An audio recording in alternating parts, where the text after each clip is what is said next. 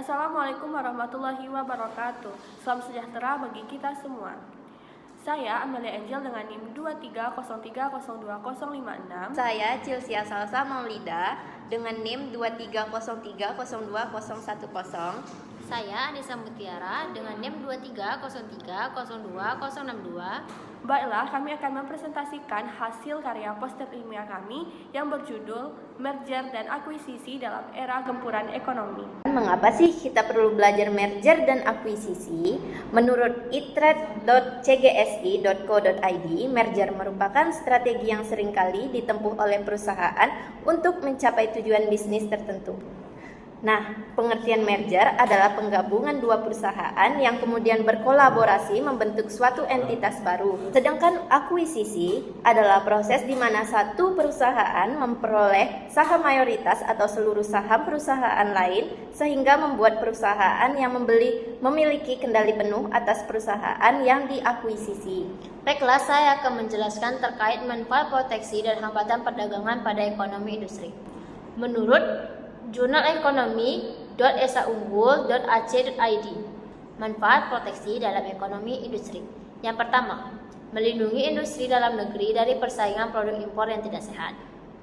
Proteksi perdagangan seperti tarif, kuota, dan larangan impor digunakan oleh pemerintah untuk menahan laju masuknya barang-barang asing yang bisa merusak pasar domestik. Tanpa proteksi, industri lokal bisa kalah bersaing karena biaya produksinya yang lebih tinggi. Kedua, menciptakan dan mempertahankan lapangan kerja. Industri lokal yang terlindungi dari gempuran barang impor cenderung lebih stabil dan mampu menyerap lebih banyak tenaga kerja. Saat permintaan produk lokal yang meningkat, industri juga akan meningkatkan produksinya, yang mana secara langsung dapat membuka peluang kerja baru. Tiga, meningkatkan pendapatan negara melalui tarif. Tarif impor yang dikenakan pada produk luar negeri menjadi salah satu sumber pemasukan negara. Dana yang diperoleh dari tarif ini bisa dialokasikan untuk pembangunan nasional seperti subsidi UMKM, pendidikan, dan layanan publik lainnya. 4. Mendorong kemandirian ekonomi nasional. Proteksi ini mendorong negara untuk lebih mandiri dalam memenuhi kebutuhan dalam negeri. Hal ini penting dalam konteks ketahanan nasional, terutama pada sektor strategis seperti pangan, energi, dan industri dasar. Apa sih hambatan perdagangan dalam industri? Yang pertama, meningkatkan harga barang dalam negeri. Saat produk impor dibatasi, pilihan konsumen menjadi lebih sedikit. Produsen dalam negeri cenderung menaikkan harga karena tidak adanya pesaing dari luar. Akibatnya, masyarakat harus membayar lebih mahal untuk barang yang mungkin kualitasnya belum sebaik produk impor. 2. Menurunkan efisiensi industri domestik. Proteksi yang berlebihan bisa membuat industri lokal terlena. Mereka merasa tidak perlu berinovasi atau menekankan biaya produksi karena minim kompetitor. Hal ini membuat industri tidak efisien dan sulit bersaing di pasar global. 3. Menghambat pertumbuhan ekonomi jangka panjang. Meskipun proteksi bisa memberikan keuntungan jangka pendek, dalam jangka panjang dapat menghambat pertumbuhan. Keterbukaan perdagangan justru seringkali menjadi motor pertumbuhan karena memungkinkan transfer teknologi, investasi asing, dan peningkatan produktivitas. Keempat, memicu perselisihan perdagangan internasional. Proteksi bisa menyebabkan ketegangan dengan negara lain, terutama jika dianggap melanggar kesepakatan perdagangan internasional seperti WTO. Negara mitra dagang bisa membalas dengan memberlakukan tarif balasan atau sanksi lainnya yang merugikan ekspor nasional. Kebijakan ini diatur dalam beberapa peraturan perundang-undangan, termasuk Undang-Undang tentang Larangan Praktik Monopoli dan Persaingan Usaha Tidak Sehat atau UU Anti Monopoli dan Undang-Undang tentang Perseroan Terbatas atau UU PT. Dasar hukum Undang-Undang Anti Monopoli pasal 28 sampai 30 mengatur larangan merger dan akuisisi yang dapat menyebabkan praktik monopoli atau persaingan usaha tidak sehat.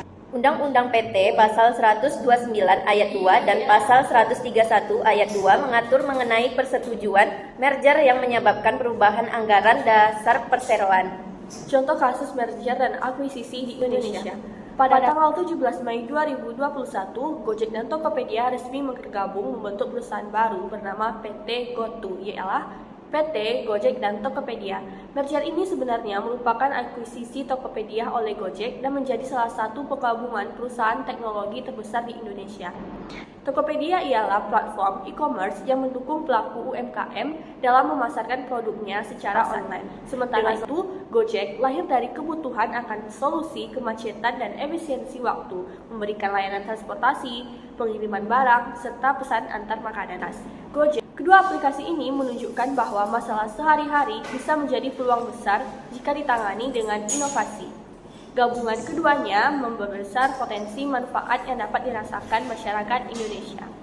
Dilaporkan bahwa TikTok telah resmi mengakuisisi 38,198 saham baru Tokopedia setara dengan 75,01% saham senilai 1,84 miliar US dollar. Inigoto hanya mengontrol 24,99% saham Tokopedia menurut idnfinancial.com. Menurut kumparan.com, kesepakatan ini membawa keuntungan finansial langsung lewat suntikan modal besar dari TikTok dan memberi ruang bagi Goto untuk fokus mengembangkan bisnis digital dan fintech. Namun langkah ini juga mengurangi kendali dan potensi pertumbuhan jangka panjang atas Tokopedia, menimbulkan reaksi pasar yang berat. Demikianlah hasil dari presentasi kami. Lebih dan kurangnya kami mohon maaf. Wassalamualaikum warahmatullahi wabarakatuh.